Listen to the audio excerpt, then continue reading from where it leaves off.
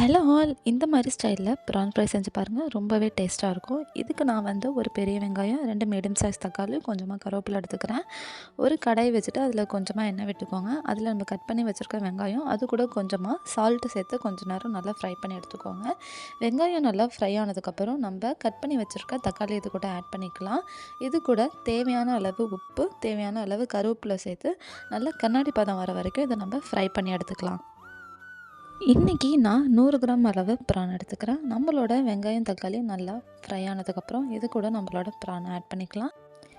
PRAN add பண்ணதுக்கப்புறம் தேவையான அளவு சால்ட்டும் கொஞ்சமாக கருவேப்பிலை ஆட் பண்ணி நல்லா ஒரு தடவை ஃப்ரை பண்ணி எடுத்துக்கோங்க.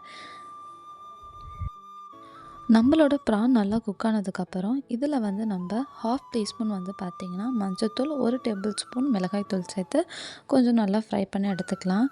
இதுக்கப்புறம் வந்து நம்ம 2 tablespoon coconut paste add பண்ண போகிறோம்.